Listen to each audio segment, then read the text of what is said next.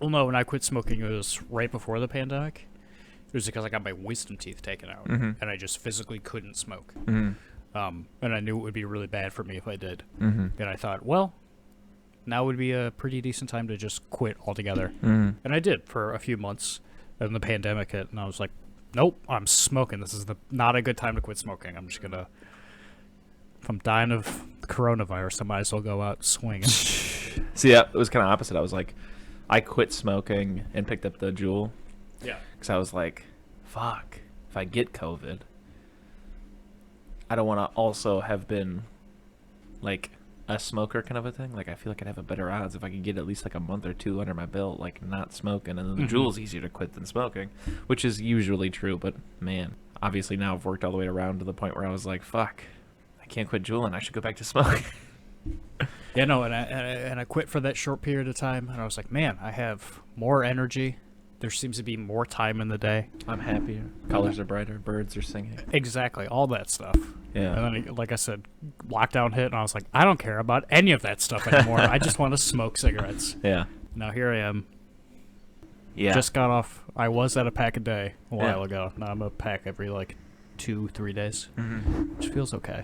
Like I say, I told you the other day that the Bill Hicks thing really struck a chord with me, the idea of being on the wrong side of the war on drugs. But even before that, I remember having long conversations with Elric about how so not punk rock to smoke cigarettes. I'm just throwing $7 into Philip Morris's family's pocket Yeah, every day so that he can get rich off of killing me. yeah. And his family can get rich off of killing me. They don't do anything else for this world except pollute it and kill whoever buys their product. Yeah, but then people will be like, cigarettes stink and they're bad for you. And I'm Yeah. like, it's very punk rock for me to smoke cigarettes.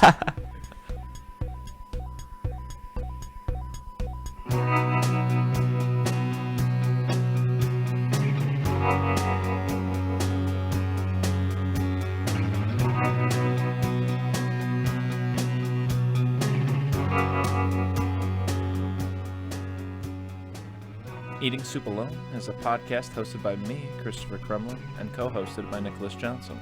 We try our best to ramble incoherently about a handful of movies at least once a week.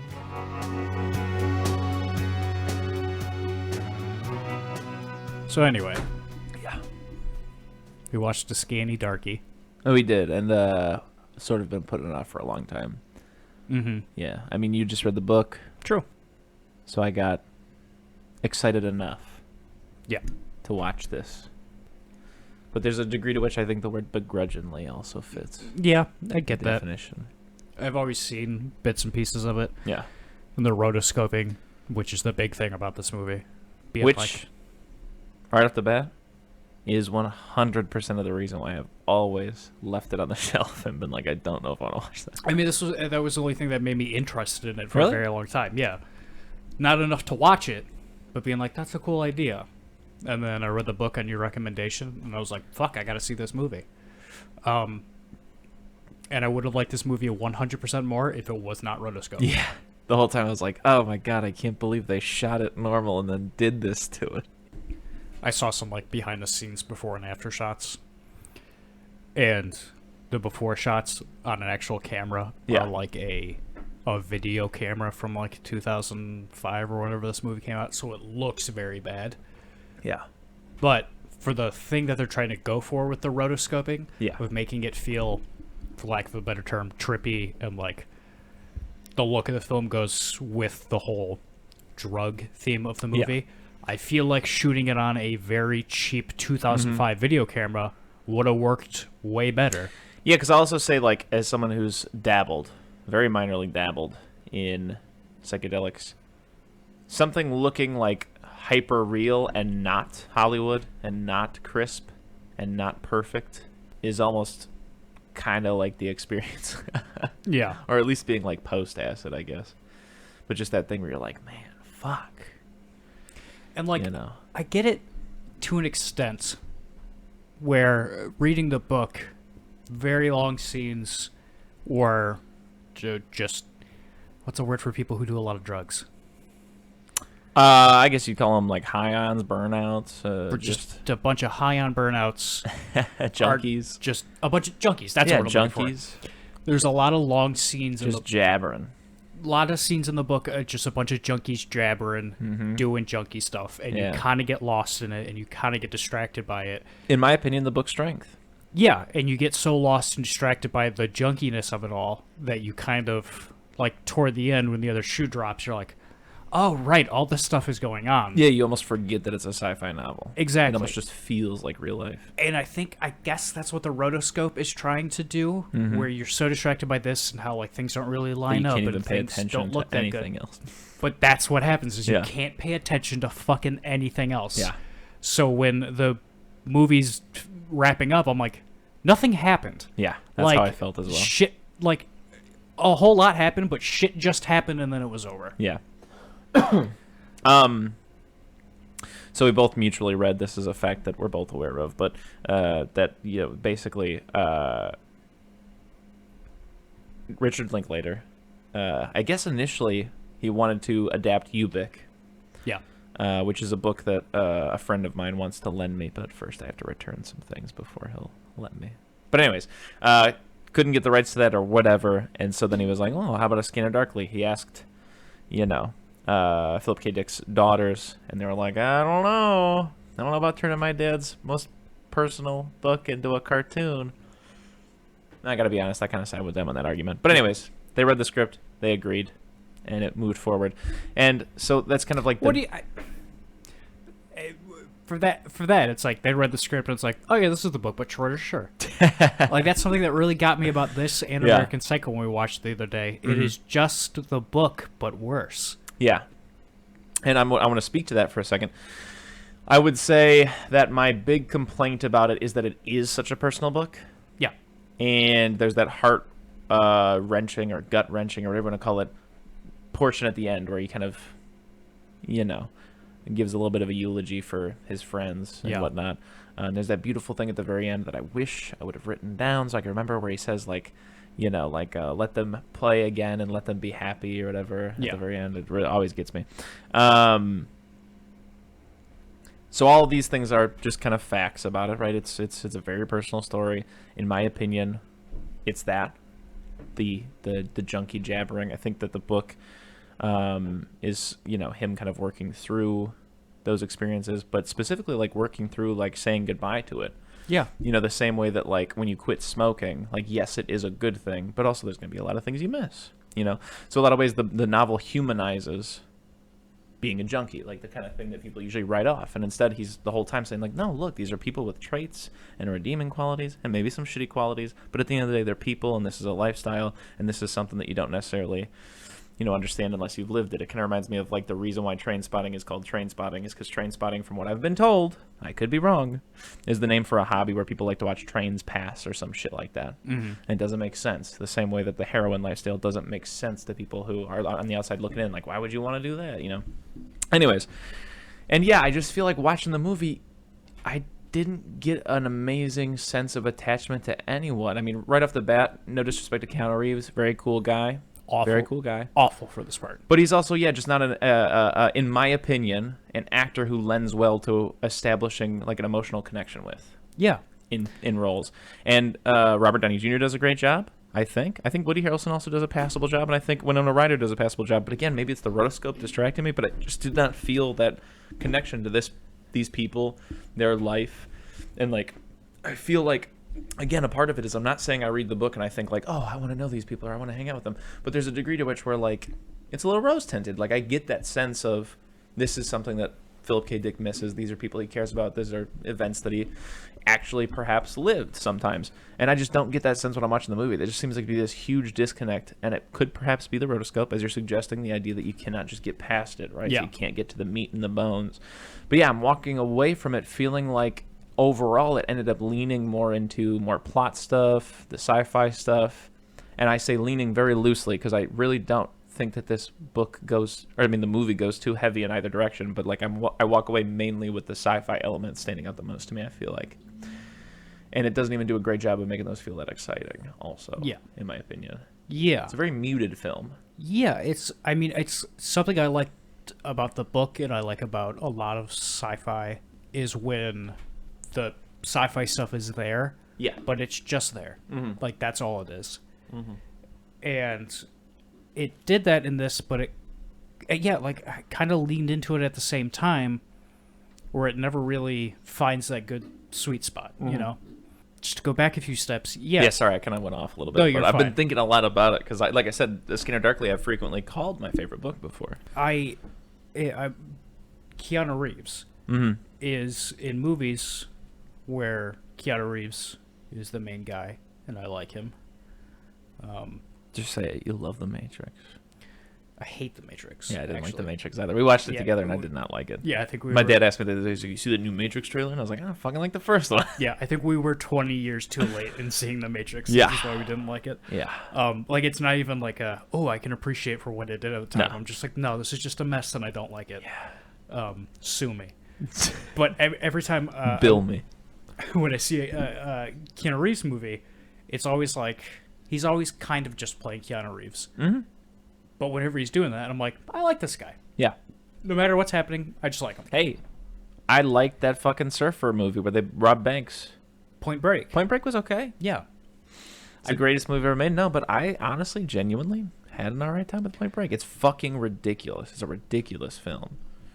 I'd never admit this in public, and I'm doing it to you because you're a friend on this podcast.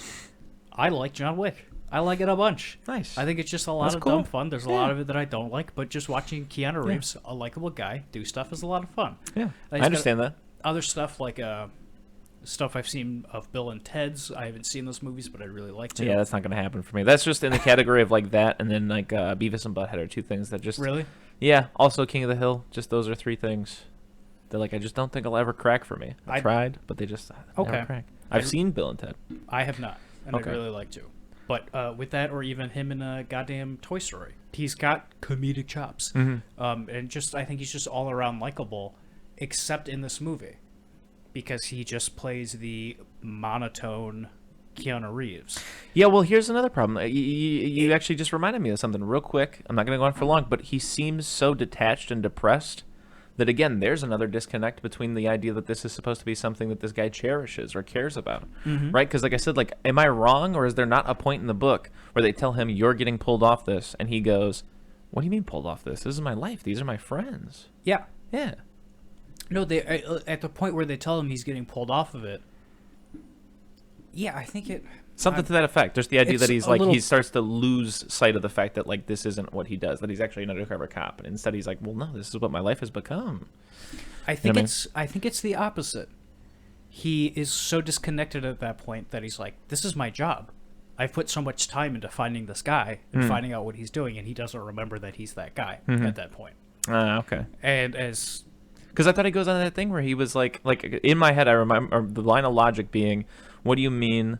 This is my life. These are my friends. Like, and then he gives the example of like it's a Tuesday afternoon, and you know everybody's off work, and we're getting high, and the girls aren't wearing shirts, and you can see their nipples through the shirt. He's like, you know, we're listening to records, and you know, this is my life. What do you mean? You know, that might be earlier. earlier. Yeah, Okay. because I remember. Yeah, he gets pulled off the case. So when they pull him off the case, they're like, the guy can't remember his name, Henry, something like that. Hank's probably right. Henry could also be right. Yeah, Seemed very close. The guy he talks to. Yeah. At work, tells him, he's like, yeah, through process of elimination, I've figured out you're Bob Arctor. And he's like, I'm Bob Arctor? And he's very confused about it. And just when it's Keanu Reeves, I'm like, I don't believe you. Yeah. I don't believe you're shocked by this. Yeah. And my biggest problem was probably my favorite part of the book was when he's in the rehab facility at the end. Yeah. And just shit's just passing him by because he's so brain dead. From He's Mr. The jackpots at that point. Exactly. Yeah. Yeah. Like there's a point in the book that I really like where someone's talking to him and he's like spilt his lunch or something like that. And he's like, and then I touch Spilled lunch. He's like, he's like, and I touch a piece of beef that's on the table, and it's cooled down, but it's still a little warm. And him just being just so brain dead and so whatever. But when he's Keanu Reeves, he has so much more emotion when he's in those scenes for some reason. Yeah. People are like, well, this is where you're going to be from now on, Bruce. And he's like, oh, well, how long do you think I'm going to be here? It's like, no, dude. But that being said, loved Robert Downey Jr. Loved Woody Harrelson. Loved Winona Ryder. I was telling you while I was reading the book, I was thinking about what you said about Salem's Lot when Mm-hmm. you watched it, and you're like, man, I pictured this guy as Stephen King, and I don't like this actor. I was like, I wonder who plays who in the movie, because I didn't know at that point, and so I looked it up. And I was like, Keanu Reeves, I don't know. And then I was like, Robert Downey Jr. for Barris. And then I'm listening and reading to the book, and I'm getting to the Barris scenes, and I start trying to picture Robert Downey Jr. instead. I'm like, oh, this will never work. And it totally works in the movie. I think I love Barris. Barris is one of my favorite characters. Yeah, Great. and I think he works better as Robert Downey Jr. than the... I just pictured Whatever like, you pictured. I pictured like a Doc Brown type of white hair, crazy white so hair funny. kind of guy. Yeah. Yeah, I love specifically when Woody Harrelson is choking and he comes back to it and he's like, "You weren't gonna fucking help me." And he's like, "I'm sorry, you haven't mastered the art of swallowing sustenance without choking." You know, that kind of thing. Be honest, I was probably asleep during that part. I fell asleep for about 15 Oh, minutes. no of this movie, kidding. Yeah. Yeah, there's a whole point where like I remember Keanu it from the Reeves- book, but I Yeah. Yeah, Keanu Reeves is just watching him watch Woody Harrelson choke, and he's like, "This son of a bitch, he's not gonna do anything," you know.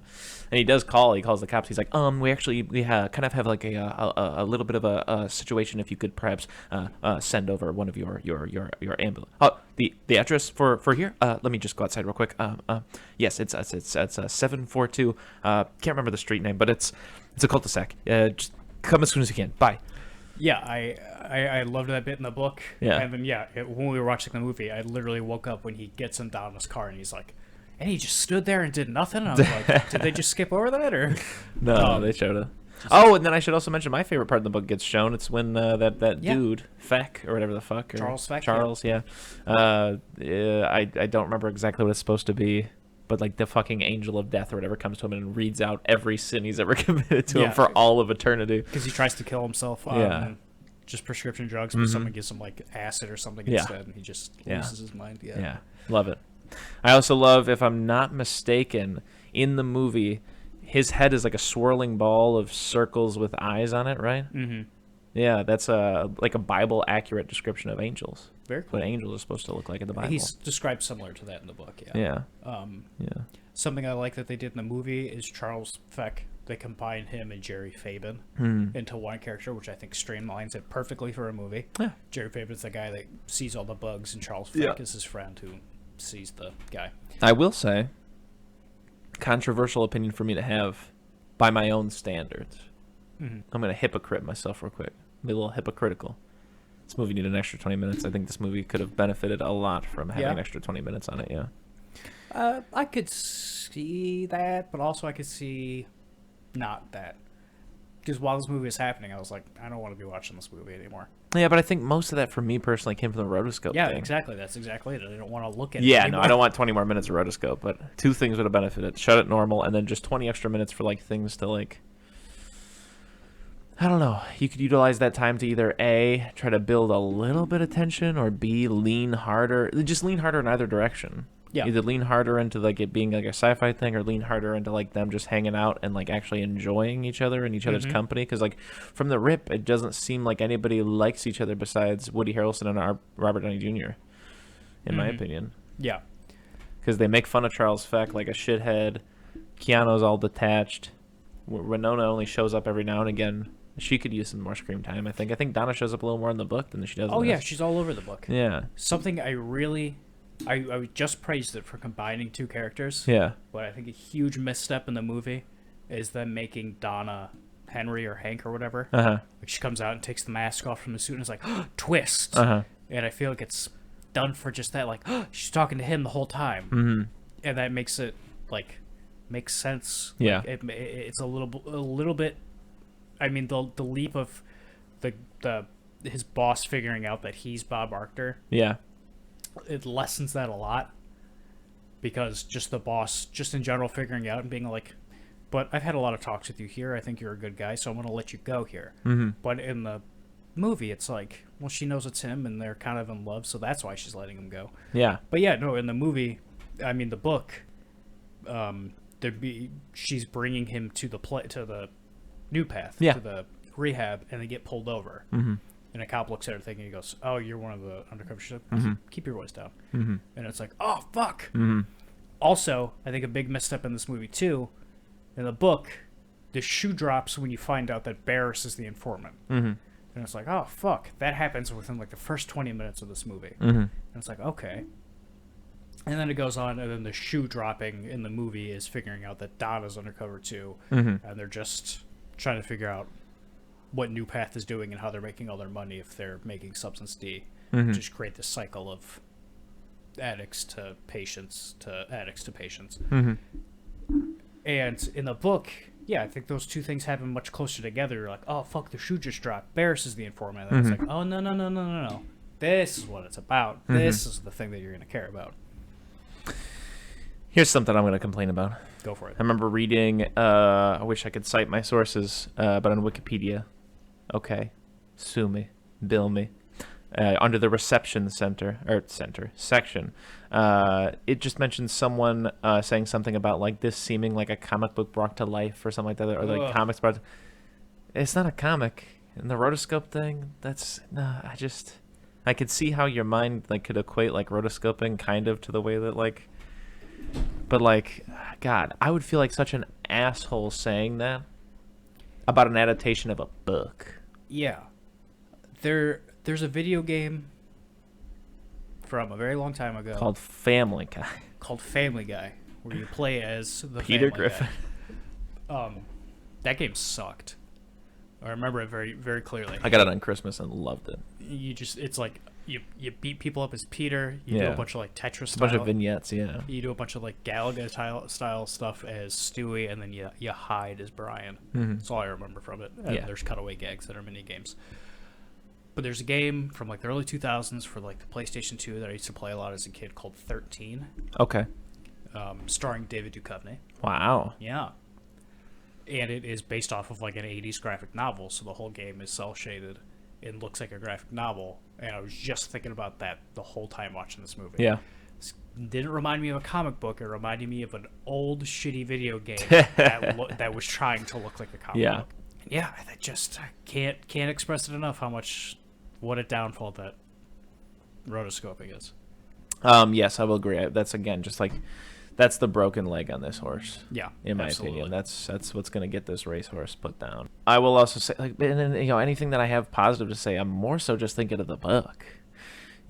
Like, but even like, I like how it wraps up with the whole idea that they're, the New Path, the rehab, center is also the one supplying the drugs, whatever. And specifically, they're trying to take Bob Archer / Keanu Reeves and get him into the facility, have him be so brain dead that they would use him to work the field so they could like confirm like what's going on. I don't know, like it seems a little not thought out well, because like how do they get any information about where he is, or like how do they get any information from him, yada yada yada. Yes, I think it's like just he's gonna bring that flower to his friends on Thanksgiving, but is his friends gonna know to give that to like the cop? And like it's just a little, I think it's just a long shot that he has just enough memory to be like, I'm gonna take this back with me. And the other people in the facility with him before he goes out to the pasture are also undercover cops.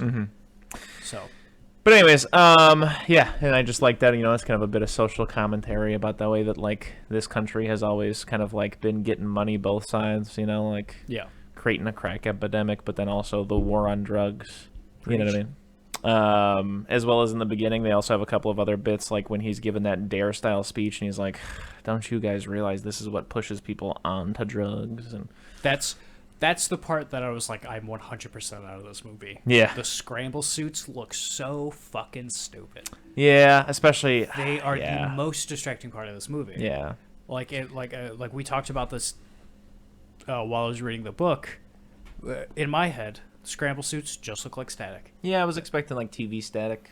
Yeah. I mean, I know the whole point is that you're supposed to be a blur of features so that you don't whatever, but like, at a certain point, like push come to shove, let's do it live action. Let's just make it look like static. Who gives a shit? I mean, or even a blur of features that isn't a mosaic of people wearing ties and dresses and have a beard and are insane. Yeah. Yeah. Even if you just looked kind of like the shit you put on your bathroom windows so people can't peek in. Yeah, exactly. Just like that even.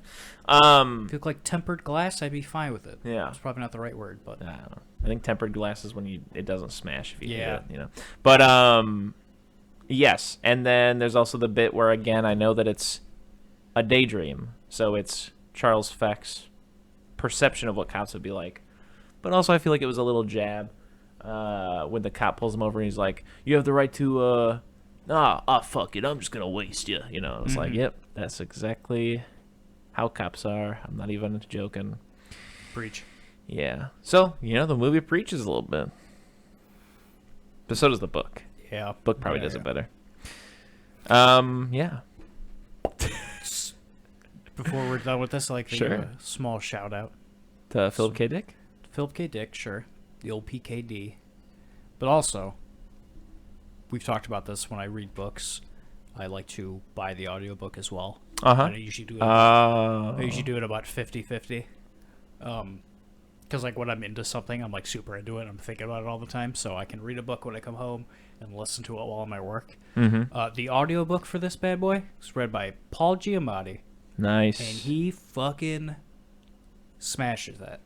Smashes this shit. So good. Nice. The best narrator I've ever heard read any book ever. So, hey, Paul Giamatti, good on you. And I have one more little fun fact. Better be about Paul Giamatti. It's not about Paul Giamatti. It's about Philip K. Dick. Philip K. Dick was actually a twin.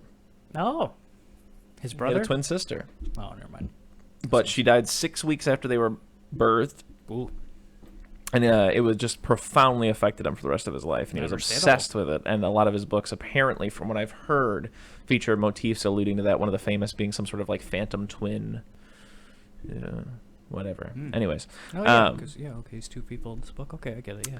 And specifically the reason why I bring it up is because I've recently gotten very into Sonic Youth.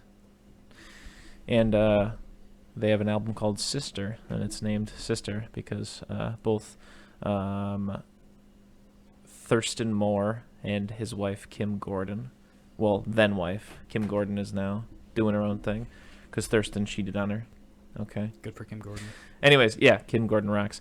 Yeah, they were both really into Philip K. Dick at the time, and she just talks about how she's like, yeah, we never really had a conversation about it. It was just kind of like one of those things where I was like, oh, yeah, that makes sense, you know, because we were both obviously obsessed with Philip K. Dick's obsession with his dead sister or whatever. So there you go. It's a little fun fact about that. Fun fact. Scanner darkly, scanner darkly, scanner darkly. Overall, I'm giving this movie... God, I don't want to be that harsh. It's probably going to seem harsh, but...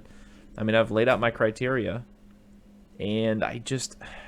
It seems unfair because I'm comparing it so much to the book, which I love, but this is easily FD range for me. Yeah. Yeah, I think so. I mean, Robert Downey Jr. does a pretty good job, so maybe I'll just go ahead and say D, because I think there's that, you know, but yeah, I don't know. I don't feel very good about this one. Yeah. I'll never watch it again. Oh, no.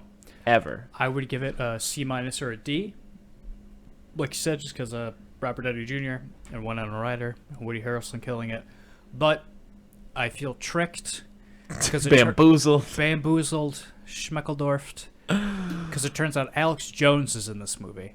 And I paid money to rent it, which means a little bit of my money went to Alex Jones. So I'm giving this movie an F. Yeah, that's F territory for sure. Yeah. Yeah, that's the kind of thing that'll just make you want to scream 4 times. So on to the meat and potatoes of this episode. Enough with that drivel that we were just talking about. Chris, yes. What did you think about Scream 4? Finally, after all these years, we've seen Scream 4. I've been trying for the last 2 days to figure out how exactly I'm going to get my point across. I gave a dry run to Delaney earlier. I will agree with you that this is by far the strongest Scream sequel. Oh, I thought you spoiler alert, you ruined my opinion. Whatever, go on. Fuck, I'm sorry. It's fine. Okay. Aspects of it. Because I think there are a lot of moments in this that would work really well as a slasher movie in general. Okay. My problem with the Scream sequels is this. You're going to crucify me because I know I'm not going to be able to fucking explain it perfectly. But all 3 of them, lumping them all together. The first one stands alone. Perfect. Beautiful, right? It has this thing about the way that it does meta commentary where I feel like it's not doing that sort of like scary movie thing where you're looking at it and you're going like, oh yeah, and then let me guess, the cop's gonna walk in and whatever, and I'm gonna have big tits. I know there's an F. Sorry, that was... Anyways, I thought that was the sliding glass door. There's a tone to which I feel like it's criticizing from almost a standpoint of kind of like love for the thing, and also that young kind of like I can do better than the generation before me. Look at all these ideas that have gotten stale, and I'm coming in here and I want to be taken seriously, and this is going to be edgy and this is going to be biting. Example, when at the end they reveal why they're doing all of this, the whole time, even though they're saying silly shit that they heard from other characters earlier, like, oh, it's the millennium, it's scarier if we don't have a motive, the whole time they feel dangerous and it's scary, and you're like, wow, you know, like, fuck, this is like, what are they going to do next, right?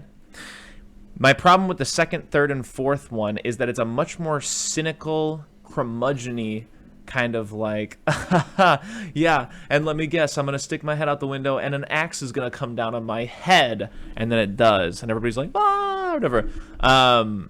Example, more on the nose example, when Sidney Prescott, spoilers, when her niece is revealed to be the killer, her motive scene, in my opinion, is very different.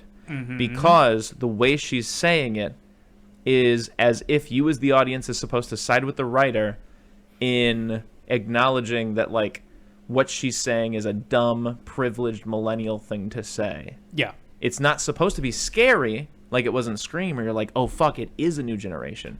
These are people who don't have to be like, for 30 years they walked on my lawn and now I'm going to get back at them. No, they've just seen too many movies and they're a little fucked up and they're killing people, right? Yeah. And it's scary. Whereas, like, all the other Scream movies, it's that kind of a thing where, like, I don't know what the words I'm looking for are, but it just has this thing where, like, it's less, like, hungry and genuine and, like, watch how good I can do, and a lot more just, like, it's almost like the way that the scary movies progressed, where, like, it just kind of, like, a lost sight of, like, I don't know, actually wanting to also contribute to the genre, and instead just trying to go for, like, that meta thing without actually having, like, the right to. I guess that's a good way to put it. Like, I feel like Scream has the right to be meta, and none of the sequels earn the right to be meta either. Sorry I went on for so long, and I really don't know if I got my point across, but that's I know exactly my biggest problem with the sequels. I have so many things to jump off from what you just said. Try not to forget. I won't. I will. Take your time. I mean, also. I will. We have time to kill. In the first movie, yeah, Billy Loomis, like you said, watched one too many movies. Yeah. Now he's like this. But aside from that, he is an insane person. Yeah. And you get that through the whole movie. Oh, yeah. It's just the way he speaks to Sidney. Well, you pointed out it's a great thing, and I think but even just when he's like, oh, geez, can you get over your mom already? Exactly. Everything he does, he is such a textbook narcissist. Yeah. And so, you know, the whole him finding out his mom was cheating, or his dad was cheating with her mom, and being like that, setting him over the edge. And now he's gonna make it right because he's been wronged. Yes, but also on top of that, he's seen all these movies, so blah blah this and that, and he peer pressures his dumb best friend into helping him. Yeah, that all works perfectly. Yeah. And like I say, I think a decent contribution to the genre, right? That's where you kind of earn your right. You earn your right. And what? She's agreeing with you. Keep going. Appreciate it, Coop. Emma Roberts, whatever her name is in Scream 4, has 9 fucking motives. Before she kills her boyfriend, she's like, oh, well, this is what happens when you cheat on a girl who blah, blah, blah. Yeah. And she shoots shoots him. And then she's like, oh, all my life I hear Sidney this, Sidney that, and I always living in your shadow. I don't even know you, so now it's going to be my turn. And then she goes into the 15 minutes of fame. And the 15 minutes of fame, and then, you know, it's going to be spread all over online. But at no point did I ever think that this girl was an insane person. Yeah. There are no signs in this movie. She's normal the whole time. She's very normal the entire time, where when you watch... Which... To agree with you and also put words in your mouth for a minute, because I think it's what you're saying, that's not a bait and switch. Yeah. If you just characterize a character one way the whole time and then change the way they act, it's not a bait and switch. Yeah. My favorite thing about Scream is 20 minutes in, she goes, oh, fuck, I think it's my boyfriend. And then for the whole movie, you're like, it looks like it might be the boyfriend. Yeah. And then he gets stabbed by Ghostface, and you're like, oh, fuck, I guess I was wrong. It's not the boyfriend. And at the end, it's like, oh, it's the boyfriend and his boyfriend. And it's great. But in this, she's just the girl, and she's the surrogate for Sydney in this reboot. Yeah. And then it's like, oh, nope, it turned out to be me and the Jamie Kennedy substitute in this movie. Which I didn't hate when I first started, when we watched it. I hate it more than now I've had time to think about it. I did really like watching Scream 4, that I was like... Yeah, no, this is easily the easiest to watch sequel, I think, yeah. But that's, again, real quick, I'll agree with you. Like I said, I think you were right. Like, I think I said it in the kitchen after we finished. But my biggest thing is that all of the sequels are so far behind the first one. Yeah. That it's really not a compliment to say Scream 4 is the best one. Oh, no, for sure. And that brings me back to another thing I was going to say about what you were saying about all of them being like, oh, and then an axe is going to hit me in the head. The thing that works so well about Scream 1 is Kevin Williamson wrote it. And it's, you know, an homage to all these...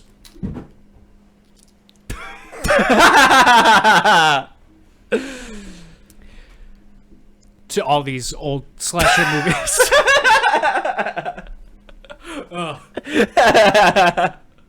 I was trying to scare her so she stops coming over to me and yelling. Yeah. Just an insane way to do it.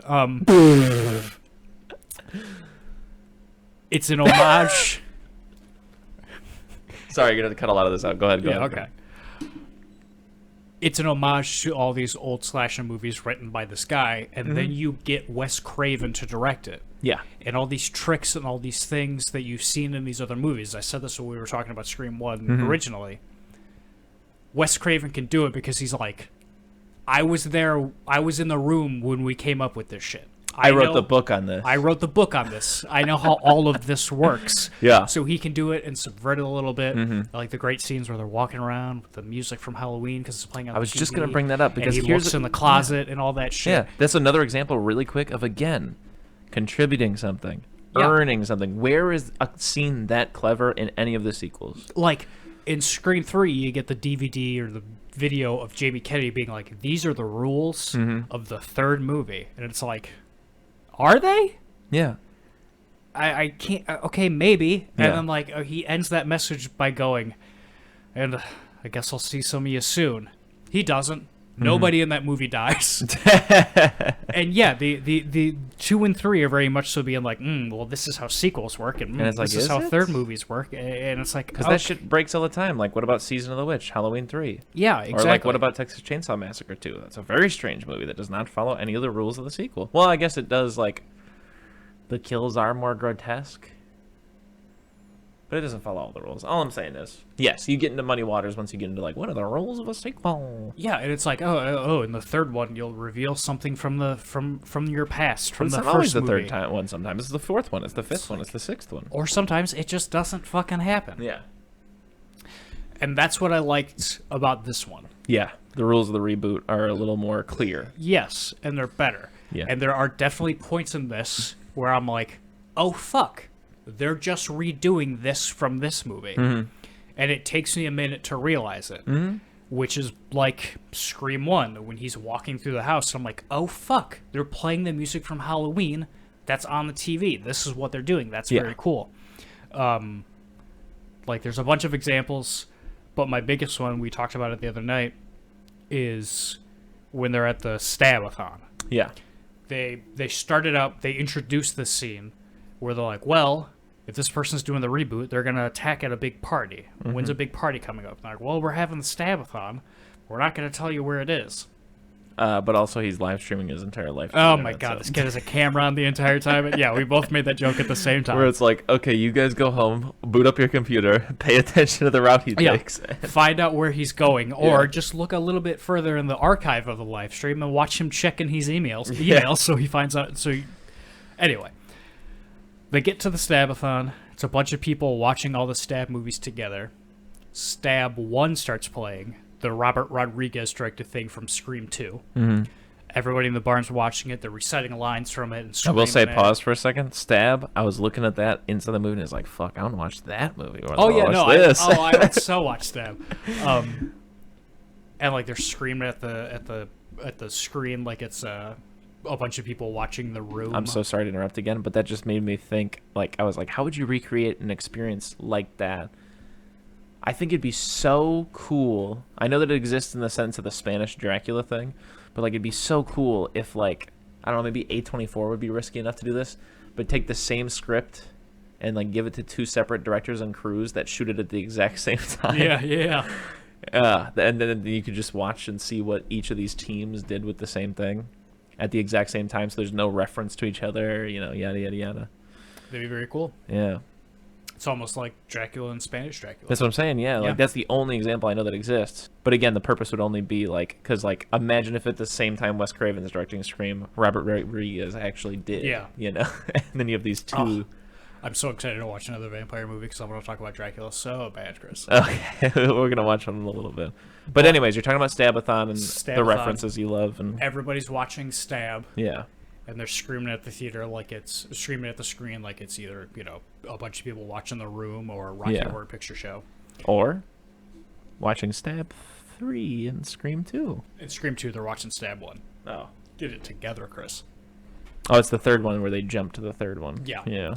And that is very reminiscent of the scene from the beginning of Scream 2. Mm-hmm. A bunch of people are watching Scream or watching Stab and like throwing shit at the screen and yelling and stuff like that. And then Gail, Courtney Cox, comes in because she's like, oh fuck, some shit's gonna go down here, and she starts putting cameras all over the place, like she did in Scream 1. And it's like, oh, okay, that's cool. And then all of her cameras start going out, and it's like, oh, that's spooky because she's watching from the screen inside of her car on her laptop, and all the cameras start going out, and she's like, ooh, I gotta go in there and figure this out. And she picks up a camera, and she's walking around with it because she sees something I don't remember. Oh, she sees the other webcam that the killer has set up. And Dewey comes along to come help her, and he looks in her car window while she's inside the barn and sees her holding that camera and the killer coming. And it's like, oh, fuck. That exact same thing happened in Scream 1. Well, can we pause for a second? The whole idea of them recording the kills kind of went nowhere also. Yes, absolutely. It just shows up like in like 3% of the film, but then is never like connected as a dot as to like why they're doing it, what they're going to do with it. They're like, oh, we're recording it because everybody records shit nowadays, and also it helps set up an alibi. Okay. I think that's all it was. Okay. And so, yeah, it's just like the scene in Scream 1 where she hides the camera inside the party, and What's-His-Face is watching it from the van. He's but like, oh, there's there's a delay. a 30-second delay. So good. Which is so much better. So much better. Fuck, there's another reference in the Stabathon thing that I can't remember. And there's other references in the movie that I just can't remember. Yeah. So, say something. No. I will say the cop car, Scream 2 cop car scene, for me, is the one where they're looking at their neighbor's room as she gets murdered by Ghostface. Yeah. That, in my opinion, is almost as good as the Wes Craven directed scene where she has to crawl over an unconscious Ghostface. That's so tense. But yeah, I love when like she's like, "You're not in that fucking closet. You're not in that fucking closet." And he's like, "I never said I was in your closet." Yeah. That's the only time, in my opinion, other than when Ghostface is interacting with Sydney specifically, that I feel like Ghostface is actually like being what I want him to be, which is that he like talks to them and taunts them and stuff like that. But like the first like hour of the movie, everybody keeps doing this thing where they're like pretending to be Ghostface, and everybody keeps it. If I swear to God, I was gonna stop watching if I heard, "What's your favorite scary movie?" One more time. I couldn't handle it. Yeah, I love that scene where he's in the neighbor's closet. Yeah, because that's great. It reminds me of just what I love about Scream 1, where it's like as soon as that phone call starts, I'm like, oh fuck, he's in the neighbor's room. And the entire time I'm like, oh fuck, he's in the neighbor's room. Oh fuck, he's in the neighbor's room. And I could be misremembering, but I'm pretty sure in the original Nightmare on Elm Street, your main girl, I'm trying to remember her name, and I can't. Johnny Depp. But she's dating Johnny Depp, I think, and he like lives across the way, and I think he's supposed to be staying up to help her stay awake, but she falls asleep a little bit and then like wakes up and she's like, fuck, he didn't call me, so she tries calling him and he's not answering. She's like, oh my god, now he's gonna get murdered. And I think they live across the way, but she doesn't necessarily like see it away, but it just reminded me of that, I guess. Anyways, but what I like so much about it is it's just like Scream 1. Even if I see something coming from a mile away, I'm like, this is really good. I'm intrigued, even though I know exactly what's going to happen in a minute. I also didn't like necessarily. Here's something I didn't like. Again, like it's just one of those things where I don't care, and in fact, I love how many Halloween sequels there are. Yeah. I love how many Nightmare on Elm Street sequels there are. I love how many Friday the 13th sequels there are. They're not necessarily good, but each one of them has their own like sort of atmosphere and aesthetic. Okay. And they also kind of like carry on a lot of the feel and the vibe of each of their respective franchises. Sure, at a certain point they lose the plot or they lose the magic, whatever. And like I said, they're not necessarily good movies. I think one of the things that really bums me out is I'm like, God damn, 4 times with this one person. Yeah. Only really in Halloween does that happen, where Jamie Lee Curtis is still alive to this day in that universe. But in most, there's the final girl, but she doesn't really get fucked with ever again. Except Friday the 13th part, like 2, starts with the girl from 1 getting murdered, and then there's a new girl, which is more of a reference to Psycho or whatever. Yeah. But, you know, there's that scene, for example, where, like, Gail yells to Dewey as he's giving a press conference. She's like, you going to comment on the fact that this mirrors the same thing that happened, like, 20 years ago? And I was just like, yeah. For the 4th time, it's mirroring that. Like, it's a pretty big lead that it's a mirror. Like, everybody's already aware of that. Like, yeah. I was thinking about it during this movie. It's like, this has happened 3 times to Sidney Prescott. Mm-hmm. The fact that she's writing a book and going, these are the towns I'm going to be in, and then also going back to her hometown, incredibly irresponsible. On the 20th anniversary? Incredibly irresponsible. Yeah. If you are Sidney Prescott, you change your name to Deborah Johnson. Well, yeah, that's I'm such thing. a bad improver. Exactly I couldn't think of a last name when I said my own last name. But that's another thing you bring up that I totally forgotten about. In the second and third ones, she's living in like witness protection or whatever. She has an alternate name. Does she? Yes, 100%. This is news to me. No, it is not. That's why she's living in the fucking like California hillsides and nobody can find her because she's not in the fucking phone book as Sidney Prescott. She's going by another name. Okay, well, who are you to tell me what's news to me? You don't remember that part of the movie? I remember her just like trying to get away from everything and being in the 90s, so it's a little bit easier, but I don't remember her going by another name or anything like that, or really being in witness protection. Also, I think a big hang up in this movie is when she's like, all right, as soon as it starts happening, she's like, all right, I'm getting the fuck out of here. And the cops are like, no, you have to stay. I'm like, no, I think you'd get her the fuck out of here. While you're looking up whatever you're looking up. A big point of this movie I did like, and it's something I do like about modern horror movies, is the 2 cops that are guarding the house the entire time. They're played by a man I recognize and a man I don't. Can't think of his name. But yeah, they're just 2 cops sitting outside, and they're just shooting the shit every now and then, and they're like kind of a comic relief. But it's a trope in modern horror movies that I really like. I can think about it in like the new Halloween, where they're just 2 what would usually be nameless characters that are going to die. They're here just to die in this movie. But you give them these fun little scenes, and you're like, you know what? I like these guys. And then they die, and you're like, oh no! But in like any other movie, it would just be 2 cops sitting outside, and then they get stabbed, and then they're dead. Yeah, they're probably my favorite part of this movie. That's probably a bit hyperbolic, but I did enjoy the cops quite a bit. Yeah. Very funny, especially when the one cop is like, all right, I'll be right back. Oh shit, I'm not supposed to say that, right? That joke works really well. Oh yeah. But then the movie does the thing that my biggest complaint about it, immediately after, Sydney and her aunt are in the kitchen, and her aunt's like, okay, I'll be right back. And then Sydney looks at her like, uh-oh. And the movie made the same reference twice inside of like 3 minutes. And it just does that so often. Like, how many fucking times did I have to hear, what's your favorite scary movie? Yeah. Make the reference once and fucking stop. Fucking stop. Maybe, for the wrong reasons, my favorite part of this movie is there's a part earlier where Alison Brie gets stabbed in the stomach, immediately dies. Yeah. These 2 cops get jumped by Ghostface. Mm-hmm. One of them gets stabbed a bunch, dies. The other one gets stabbed in the forehead. Brain, basically. Gets right brain. between the center, right in the center of the brain. Third eye. Gets scanned darkly, his brain split down right in the middle. Yeah. Left and right. Left and right. Independent. And then he goes, ugh. For a minute and 7 seconds. Opens the car door, goes, what? Oh, no. Starts swinging. Yeah. Falls to his knees, goes, fuck Bruce Willis, because of a conversation they had earlier, Yeah. and then dies. Yeah. Very dramatic. So fucking good. Yeah. Very good.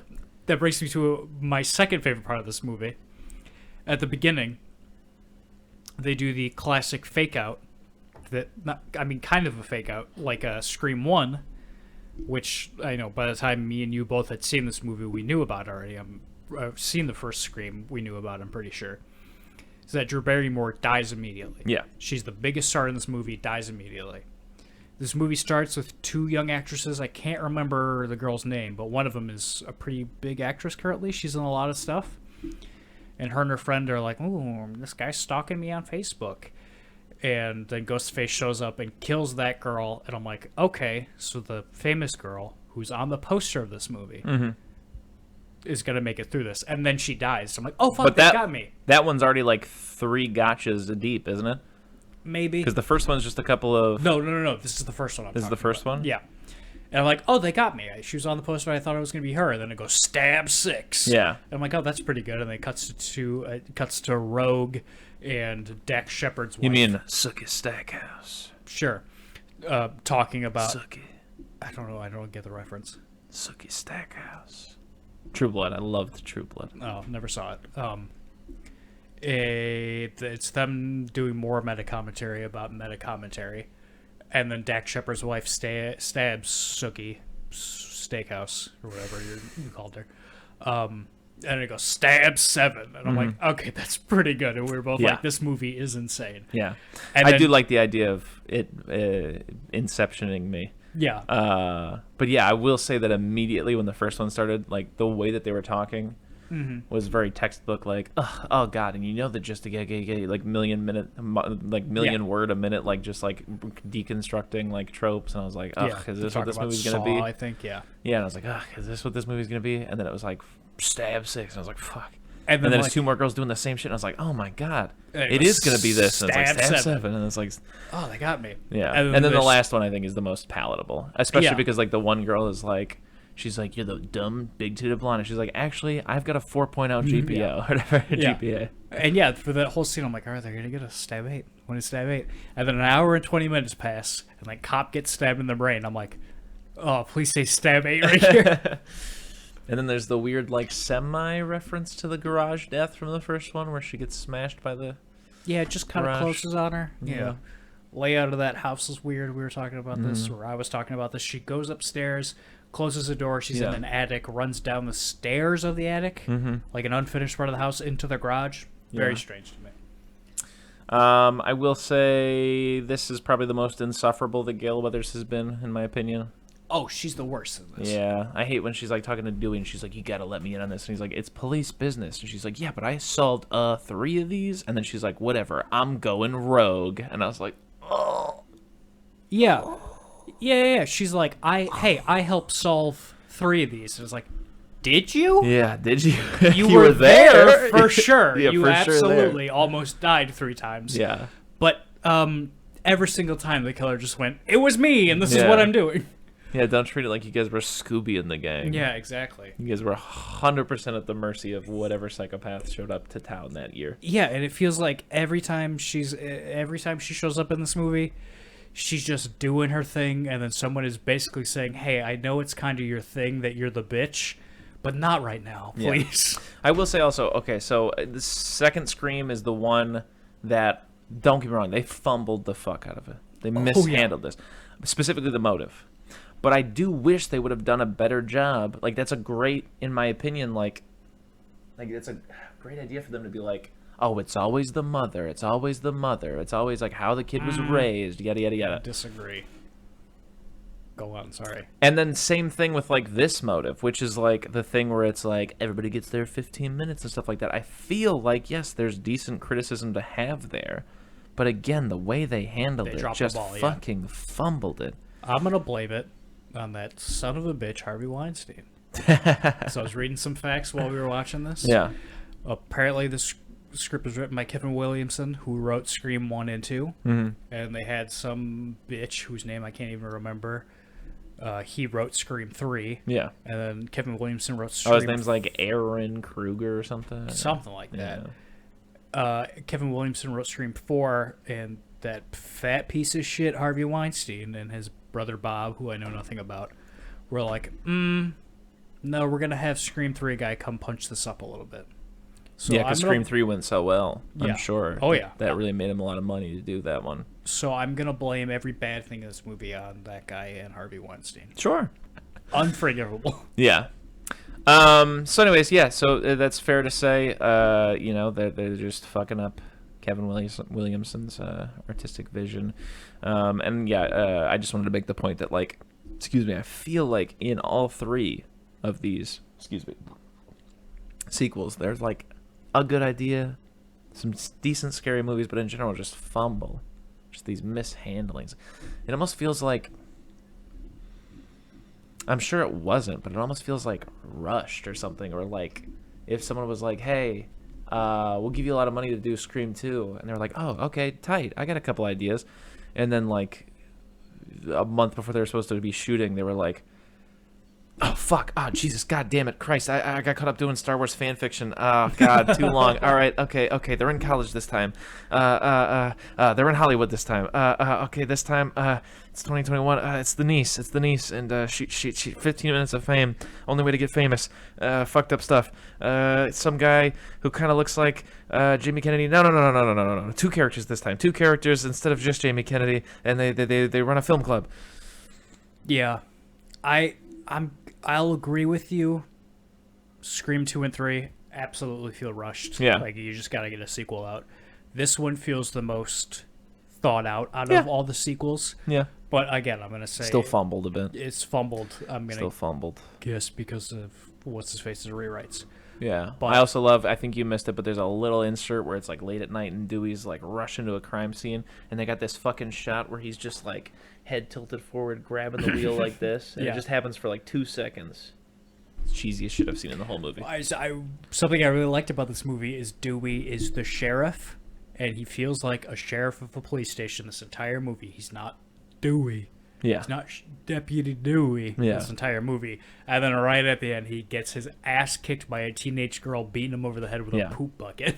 I will say a scene that was really fucking making me go, ooh, is when she keeps fucking punching Sydney in her fucking recently stitched stomach. I was like, oh, God. Oh, that's actually pretty gnarly. Oh. I was really hoping Sydney was dead. Like, of course they're not going to do it. She's got to come back for 5.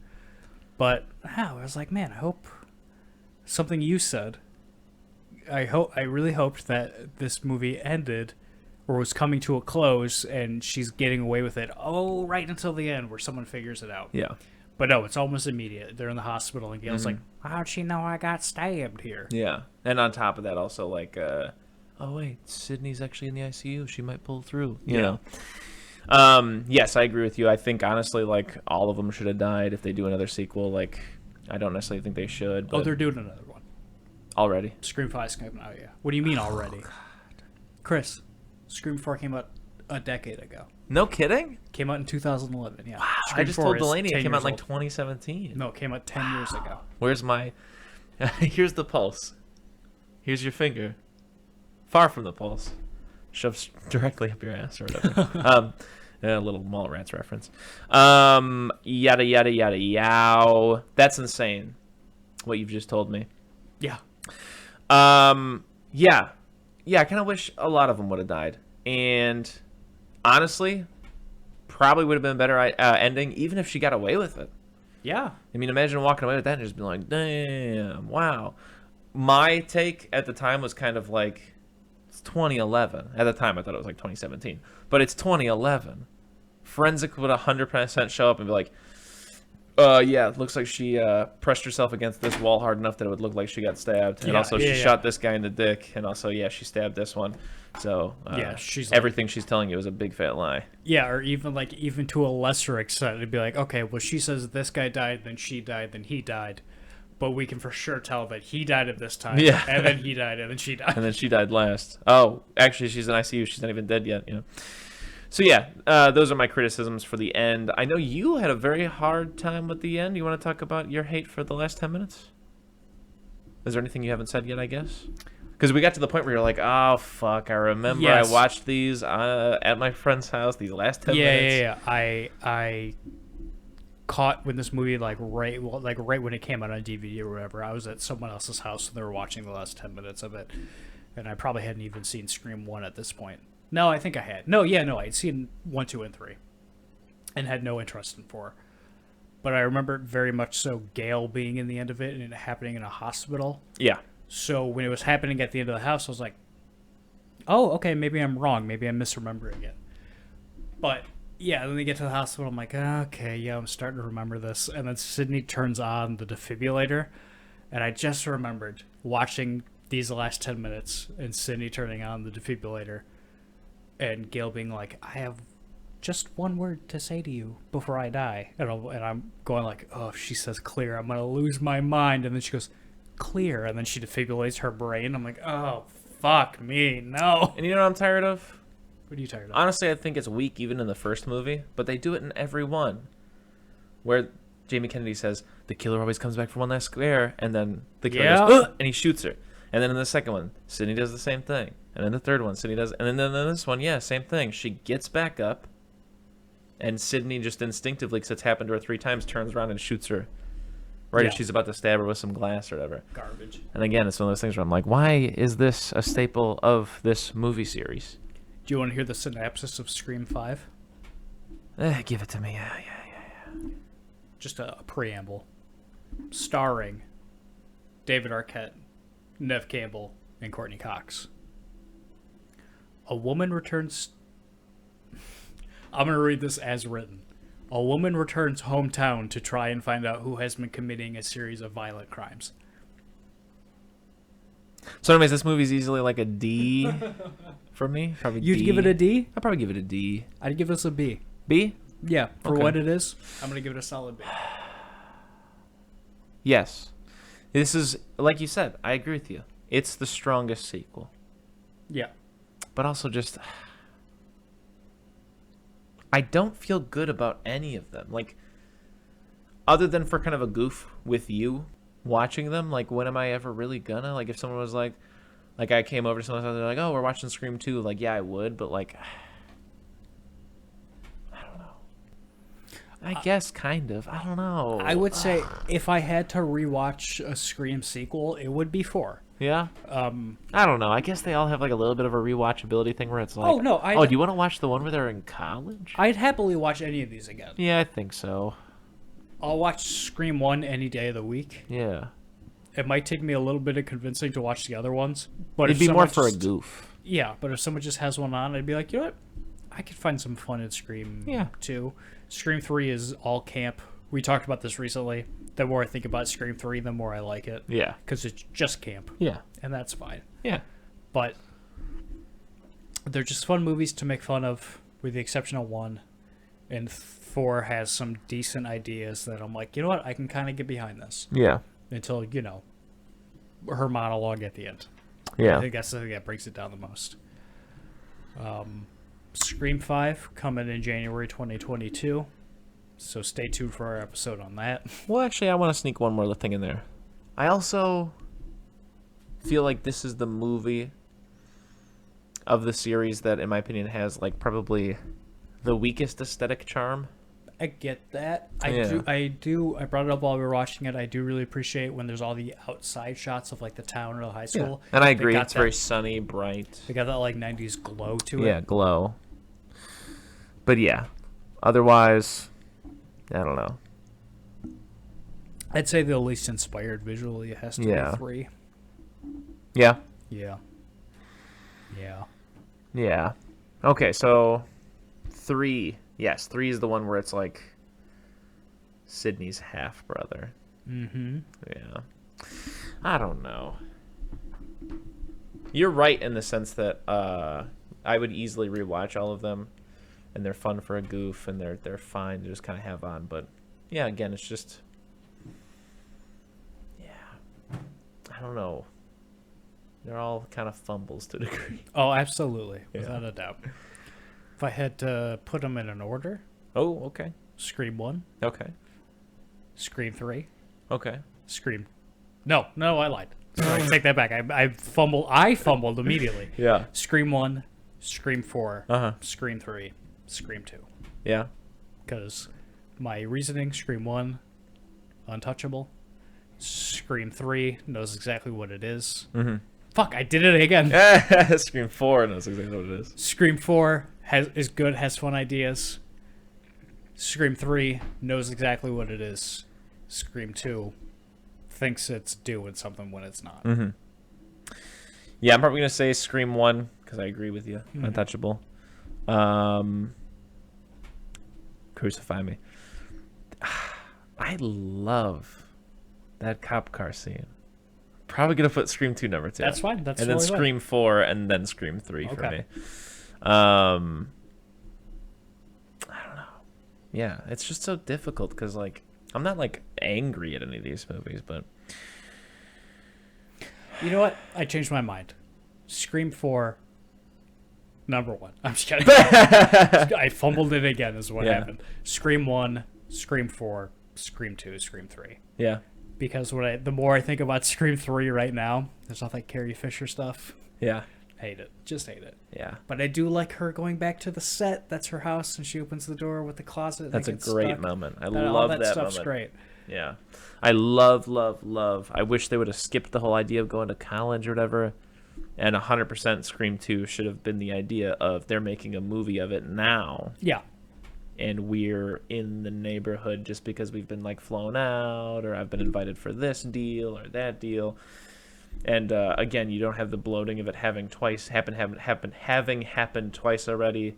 And you can just, like, kind of streamline Sydney getting to the moment where she's, like, reliving her trauma, but Yeah. as a set on a soundstage. Like, that's such a powerful moment and stuff. And honestly, if anything, I know last time that we talked about a movie, I think it was I got to do my Dream remake idea. Not hard idea, just a soft pitch for, like, I wish they could do an Old Dark House Oh, yeah. remake. And that would be my thing about the sequels of Scream, is I wish they could just find a way to tastefully and without bloating it take some of the ideas that worked best of all three, condense it down into one sequel. And there was only a Scream 2. There was never a Scream 3 or 4. Okay. And that, you know, they just, like I said, really, really just put as much effort into it. You know? My wish would be, in a perfect world, Yeah. there's only 3 Scream movies, Yeah. and you turn 3 and 2 into one movie. Uh-huh. You get rid of all the college garbage. You get Yeah. rid of all of her, Trash. like, ooh, I don't know if I can go through with doing this play. I don't. And give I would a also say fuck. get rid of it being, like, her stepbrother, I think. Yeah, get rid of that. I don't like that one that much. Figure out a better killer for 2 and 3. Yeah. Combine them into one movie where she's in college, she's laying low, but also they're doing the movie, and she finds herself at the set somehow. Yeah, because there's so many cool things that happen with the movie, like even that scene that you love where, like, he's in the Ghostface closet. Yeah. And You know? they find a way to have just 100 ghost faces Yeah. in the scene. Yeah. And even just the idea that, like, you know, here's a little bit of, like, I'm not saying motive, but, like, yeah, the killer could potentially be intrigued because he's like, look at me. I'm actually killing people on the set. Kind of meta. Yeah. You know? I don't know who he would be or what his this, that, and the other would be, but yeah. That sounds like a job for me and you. Something fun that we could do together. Yeah. Let's write Scream 2, baby. And then, yeah, sure, Scream 3 could be your Scream 4, where 10 years Yeah. later you'd make another one, because With the better ending. money, money, money, money, money, money, money, money, money. Dollar, Also, in dollar. our Scream Dollar, dollar. sequel, we go with the original casting, where Patrick Warburton's character, Stone, is played by Stone Cold Steve Austin. And guess what? In our sequel, Jamie Kennedy don't die. Oh, yeah. In our sequels, Jamie Kennedy makes it until Scream 8. In our sequels, he ends up vice president. He becomes the new Sydney. He's the final girl. Scream 2, a cold open on Jamie Kennedy. A cold open. What do you mean Sydney had a heart attack? I was gonna say a cold open on Sydney dying immediately. She's Yeah, the cold Drew open Barrymore. Sydney's funeral. Jimmy Kennedy crying over casket. She's the Drew Barrymore in Scream 2. Yeah. She dies immediately. She's home alone eating a sandwich. She chokes to death. Oh no, she gets killed by Ghostface. Chris, I think we're onto something. Scream 2 opens, first 5 minutes, Sydney dies. There you go. Oh, Follow Jamie Kennedy. Rest of the movie. well, we're off and running, but let's get these women out of this movie. Gail Weathers on Dead. vacation in Europe. It's just Jamie Kennedy and Dewey hanging out. It's a buddy comedy for 90 minutes. It's Scream 3. It's called Jamie and Dewey. It's not even Jamie Carrot. I don't even remember what Jamie Kennedy's character. Guess name what? is. Ghostface is a good guy now. He's hanging out with Dewey Cox and Jamie Kennedy's. There's no murders involved at all. It's all weed and dick jokes. They're just detectives. Yeah, they're actually working the beat in Hollywood. They got brought out because of the movie. All the cops. Die. All the cops. That's die. what Ghostface does. He kills all the cops so that they have to hire Exactly. Dewey and Jamie Kennedy. They're the new police force. Oh, and kind of like Batman, they've actually turned the city around for the better. And at one point in the movie, they're out of options and they don't know where to go, so they make a big decision, and they're like, "Oh man, you're not thinking about him, are you?" They're like, "Well, if anyone knows this killer and his motives, it's going to be him." And they go to prison and Matthew Lillard survived. shut up. The cops wheel in a prisoner on like a gurney thing, like Silence of the Lambs, and they take off his mask, and it's Matthew Lillard. Wow. I'd watch the fuck out of that movie. Absolutely. All we have to do is come up with a good crime that they're solving, which, while in the bath earlier, I have half of an idea for an episode of Columbo. Did you take a bath? Yes, I did. Sorry, go on. Half-hour bath. Okay. First, the only thing I have is some of the murder, right? Okay. Obvious classic is that you find some way to excuse yourself from the party so you can go do the murder, right? You do the murder on 4th of July so the gunshots sound like fireworks, right? Oh. Yeah, so now all I have to decide is the characters, the story, the motive, the meat and potatoes. But I have that one little thing. So, anyways. Will I wait with bated breath to hear the rest of your Yeah, you Columbo want to read pitch? my Columbo spec script? Absolutely. Anyways, let's work on a big crime for these ghosts to be busting. And until then, oh my God, what if we wrote that motherfucker and then one day actually got Jamie Kennedy and David Arquette to do like a fucking reading of that? That's going to be my life goal. Yeah. I'm just going to push myself and further a career in film just so I can have 75-year-old David Arquette and 85-year-old Jamie Kennedy Read in my- Scream. To Just Scream. It's going to be called Scream parentheses 2030. oh, well, that's that, Mattress Man.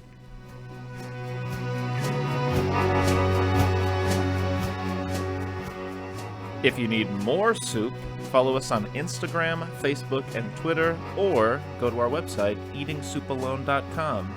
And until next time,